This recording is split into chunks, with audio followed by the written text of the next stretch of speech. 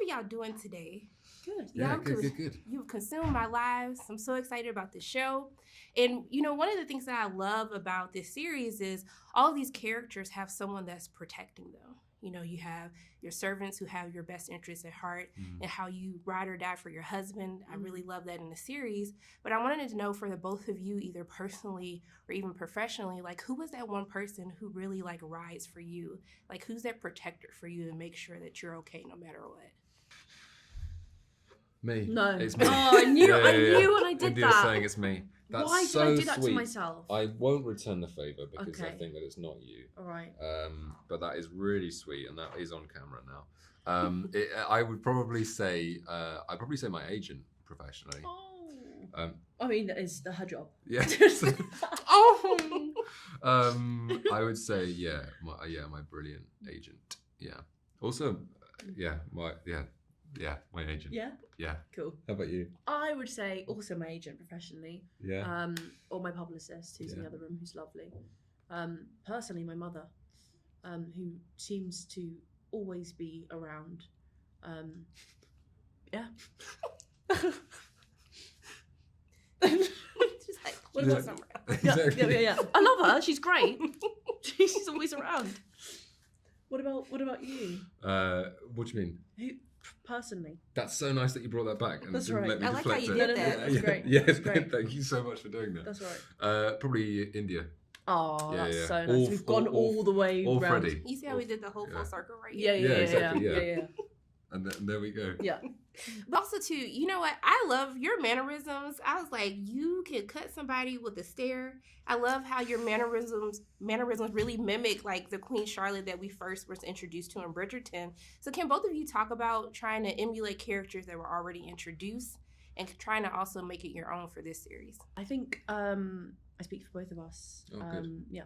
When I say that we were not told to emulate any of James Fleet, who plays Regency King George, and Golda's performance, who plays obviously Queen Charlotte in Bridgerton, which was great. But, you know, there had to be some through lines with just our understanding of where those characters were formed and their foundations. But a lot of it is in the writing, I think. Similarities between our performances is because we both have an understanding of who this character is, and then thrown into any situation, this is how she would behave because we know who she is. I think again, I mean, we were told specifically not to, but with James's performance, 40 years is an enormous amount of time for someone to change, and with a character who is as lucid as or as not lucid as King George is, I mean, the spectrum of possibility is endless, really. So it was. I felt inspired by watching James, but I didn't feel like I had to emulate or, cling to whatever he had done so beautifully. Look, I want to thank the both of you so much for taking time out of your day to speak with me. I'm just sending love and light both your ways, and I hope you have a great day. Hey, that's so kind. Thank Yeah, you. you too. Thank you Take so much. care. How are you doing today? I'm very good. Look, very, very good. I am so excited that we get to go into the backstory of the Queen. Can I just say, though, the Wigs were wigging in this season? Yeah. Like, they were giving me They life. were wigging, baby. I had yeah, to pause. yeah. I was like, hold on, let me get into this real Yeah, quick. Yeah. Charlotte actually has, fun fact, the heaviest wig that I've ever worn. Have you seen, how many episodes have you seen? I've seen it 3 times. The whole So, season. you know the opera scene? Yes. That wig was epic. How heavy was it? I am very ashamed that I never actually wore it, but I had to use the neck brace for that wig. What? Yeah. There's a neck brace to go with a wig? There's a neck brace for me to help me wear the wigs, some of the wigs. I don't use it all the time. Okay. But that was definitely one where I had to, have my neck in a brace. We gotta get you an award just for that. Okay? I'm just saying. Yeah. Whew. But also too, Charlotte was dragging her kids. She didn't have to drag her kids like that. I really love the interactions between her and her children because we don't get to see that as much in Bridgerton. Yeah. So how was that? That was great. And that's the thing that most fans actually talk to me about and are really kind of locked into is the intimate scenes and those kind of private moments with George in Bridgerton. They love that. So to be able to now really deep dive into the privacy of this woman and the humanity of this woman and her as a mother and that kind of complex relationship that she has with her children, that I think is relatable, you know, in this day and age. 13 of them she had to deal with, you know. So, yeah, to be able to see her now as a full-rounded character, it's great to play the balls and the glitz and glamour in Bridgerton. But those scenes with George and those intimate scenes are always the ones that really make me go, yes, you know, she is a well-rounded human being, you know. So now to be able to, as you say, kind of delve into the complex relationship of family is really important to see that, especially in a high status, you know, woman who's like ruling the world. To see her vulnerable like that is, great. I like this theme with all of our characters in this series is they all will have someone that's protecting them. And sometimes I wonder, like, who's protecting the queen now, you know, or where she's at. But I want to know for you, either personally or professionally, who's that person that really looked out for you to, like, kind of help you get to the point where you are now? Yeah. Well, for the queen, it's Brimsley. Yeah. There is no doubt. And for that storyline in Queen Charlotte to be developed and seen, you know, is really important for myself and Hugh Sachs, who plays Brimsley, because we've done a lot of work in Bridgerton. A lot of that is silent because we don't speak to each other. Now in Queen Charlotte, you know, it really is developed, and you see how dedicated they are to each other and what a support that they are to each other. You know, in my personal life, I make sure that I have good people around me who can laugh, who can tell me about myself every now and again. You know, a great partner. My family are really supportive and wonderful. But it's important for me to feel safe and to be able to be myself and not have to, you know, put on a character. This is great, meeting, you know, new people and all of that kind of stuff, but it's a certain level, isn't it, of interaction and of communication. You know, I need to be able to sit in my pajamas, you know, with my fluffy shoes on and just be, grungy and nobody judge me. Do you know what I mean? Right. So that's really important to have, and I have that in folds, tenfold. Look, I'm so happy I got to speak with you again. I just want to thank you so much for always taking time out of your day to speak with me. You're most welcome. I'm sending anytime. so much love and light your way. Okay, Thank you I hope you have so a great much. day. Thank and I you. love this. I Thank love this. you. I love the hair, everything. Yeah. Yes, it is purple. I'm here for it. Thank you. We have so much to talk about because you know you're gonna be a fan favorite, right? I'm just saying, just let you know. Get ready, brace yourself. But you know, I love your character because I love how, you know what, even though you might not be happy with your husband, you still ride or die for your husband. You be riding or dying. I'm here for it. But what is, like, who's that person that does it for you?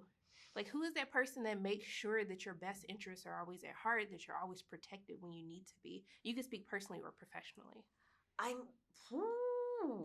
My mom, my sister, those two have me and my sense of health on lock.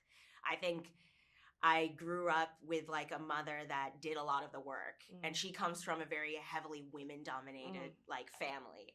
And so it's just a natural thing for me to work myself to the bone and be but that is what I'm meant to be doing, is it not? And I think that's for a lot of Black people. Yeah. If you're not exceptional, you know? And so there is having people do that for me allows me then to really shoot for it, and I know that I have a soft place to land if anything happens. So yeah, my mom and my sister, 100% shout outs. But I like how you talk about how we have to be exceptional. And that's the same for your character. As we're going through this great experiment in the time, you know, I like that we actually get to delve more into race and what does status mean? Is it true status or is this performative status? And so can you talk about more of actually being able to explore that in this series? I was ecstatic. This is the type of stuff that I really enjoy doing because it makes people talk. I think Bridgerton was great because it was entertaining Right. and light, and that was nice for where we were.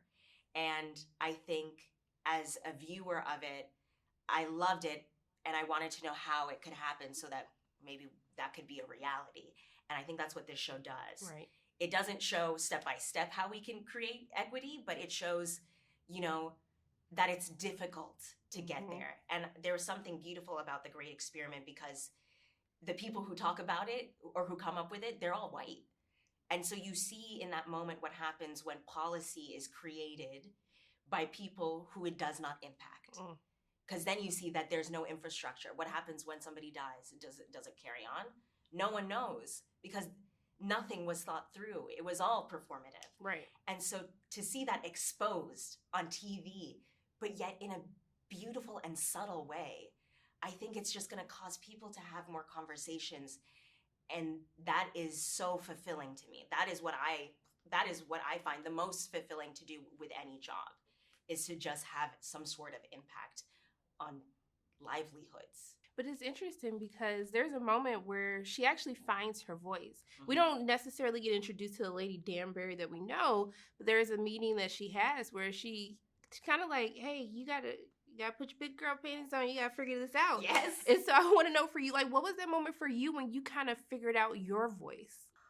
I think I'm still figuring it out, honestly. I think there is a lot of me like Agatha that is lost and from a lot of places. You know, I was born in Atlanta, but shut up.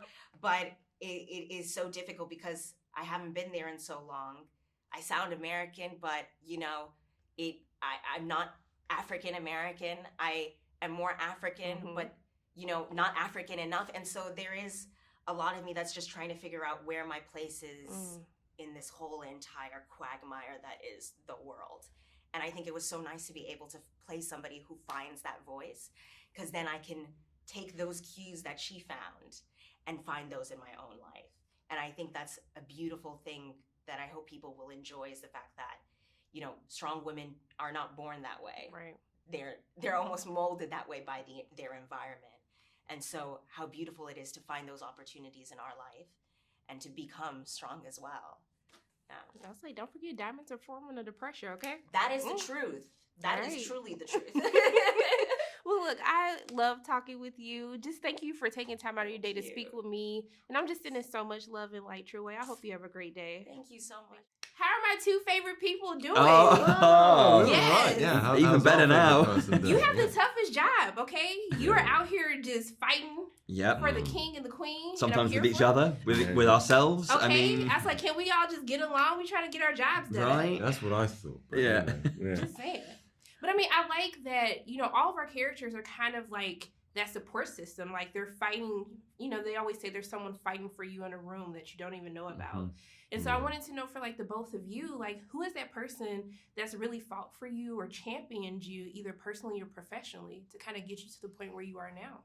I'm going to immediately say, and people won't have heard of this person, but someone called Christine Landon Smith, who was my... Chris, I don't know. Oh, Sorry. Christine. No, Christine was absolutely my my acting mentor, my sort of guiding light in a way when I was training, and I think I owe everything that I've achieved to her, and I hope she hears this. And I'm in exactly the same light. Someone called Michelle Montague, who has championed me since about the age of 12 when I started doing local theatre back in Norfolk, where I live, or where I'm from even. And she's championed me and supported me and is still there, and we talk as regularly as we can. She's the best. I love it. I was like, we gotta send them the video. Yes, them, we okay? will. Yeah, Definitely I must. Goodness. Yeah. I mean, but also too, like, do you feel like, is there an added stress that you have? Like you're stepping into the shoes of people, you know, we've already been introduced to in like another Bridgerton universe. Like what was the first table read? Like what was it like stepping into these characters and... Yeah, I mean, because I have, you know, Hugh, who plays the older Yeah. version of my character in Bridgerton, I think before turning up to the Ruth Row, I was incredibly nervous about meeting him and trying to do what he's doing justice. And as soon as I walked in the room, he went, come and give me a hug. Yeah. So I immediately felt a complete sense of ease, and we talked about the character. He's the Yeah, best. he is the best. And his ideas, and then everyone else, right from the very top with Shonda and the rest of the cast, everyone is so lovely and supportive and welcoming. So all of them anxieties and fears just very quickly got put aside. All of them. I still thought the moment. Well, I mean, I say well, all of them. yeah. I'm still terrified. Yeah, I'm still terrified. The moment I had to speak for the first time, I remember thinking, I've actually forgotten how to breathe. Great, but the words came out and it was fine. Yeah, but you don't have anyone in Bridgerton, so you have. No, I was just. But you have to make it your own. Which I hope I did. But clearly, you said that doesn't take the pressure off. It didn't. No, but it was my first ever job, so I think there was things going on there as well. It was just terrifying. But what would you say after filming this, and everyone's going to be in love with you guys after the series comes out? I mean, what's something that you've learned about yourself? What's like a fear that you kind of unlocked and conquered after filming this series? I learnt about the importance of self-confidence, and I haven't learnt how to be self-confident all the time, but I have learnt that particularly in this profession, I think it's important to strive to a certain level of self-confidence. Yeah, and an element of, I've mentioned it before, but Brimsley is that he's kind of the eternal optimist, and I find that very inspiring about him. And I think we need more optimism and hope in this world, and particularly within my life as well. It's something that I now hold on to, and I'm trying to be more and more optimistic day by day. You are an optimist. I've Yeah. always thought you were an optimist. Well, more so now, I hope, after going on this journey with Brimsley. Yeah. Well, we're going to be more self-confident because Yeah. I'm still struggling too. So you're not by yourself, and then we're going to be more optimistic. Okay. Absolutely. Okay, it's done. I'm optimistic about being more self-confident. It's gonna happen. It's done. We manifested it. It's gonna happen. It's All happening. right. It's happening right now. Okay, You're glowing feel all of a it. sudden. Well, I just want to thank the both of you for taking time out of your day to Oh, speak thank with you. me. I'm No, just thank sending you. love and light both your ways, and I hope you have a great day. Thank You you, too. and Lovely you. to It was meet lovely It to was meet great you. meeting you. It was Thank lovely to you. meet Thank you. Take Thank you care. very How are you doing today? I'm doing great. How are you? I'm doing good. I'm excited about this show. Oh, good. I've seen it 3 times. I'm here for it. I have so many questions. But one of the first things that I did want to know is how much, when making Bridgerton or writing Bridgerton, like how much did you flesh out, like, of, George and Charlotte's story beforehand? Well, they weren't in the original books. There was no Queen Charlotte or King George even talked about in the original books. And so we added them because I both needed a reason why we were uniting society in the way we were. But I also felt like we all talked about this, felt like it gave the show like a person to impress. Like everybody needed to impress somebody. And that sort of made it more competitive.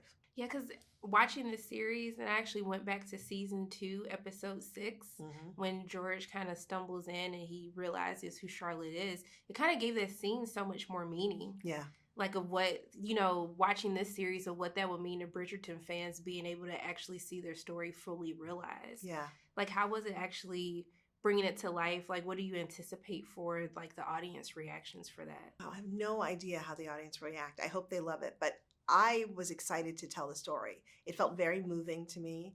It felt like, this is marriage. Marriage is not you get married and everything's perfect. You get married and then there are challenges. And for her, there are some very big challenges that she's working to overcome. And to watch them sort of survive that was special to me.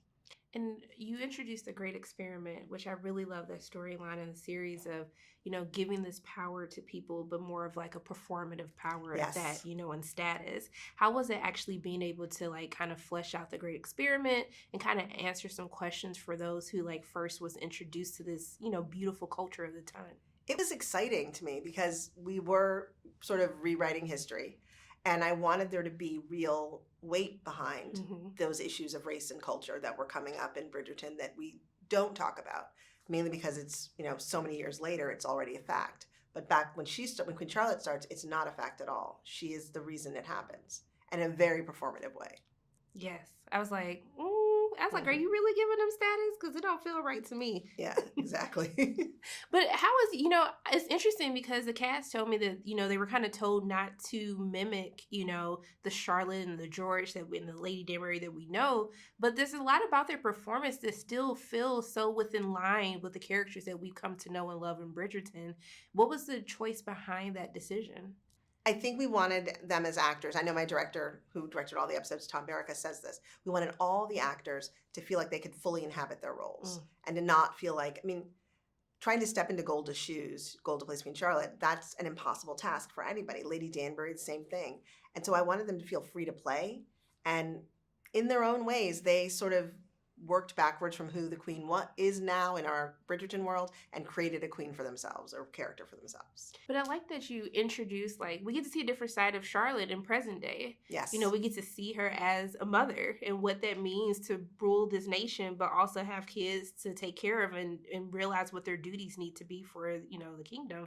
How was having that introduced into the series? That was fun because in Bridgerton, she's, you know, sort of presentational. You see her on the outside. You know, hair and makeup and all the stuff. You see the outer woman that the public sees. And I wanted this to be a feeling of you're seeing it on the inside, who she is when nobody else is around or when it's just her family. But I like that in this series, you have these characters, there's always someone that's fighting for them. You know, with George and Charlotte is the servants and Charlotte's fighting for George and vice versa. You know, I wanted to know for you, like being early on in your career, like who was that person that was always championing you? Oh, wow. In television, 100%, it was my producing partner, Betsy Beers. She had experience in the area, and I didn't when we started. And she was always a person who was going to step forward and champion.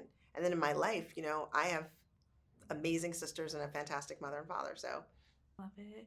Look, thank you so much for giving me my entire life with this series. Just thank you for all you do. Everything that you make, it just brings me so much joy. I just want to thank you for taking time out of your day to speak with me. And I'm just sending love and light your way. Thank you so much.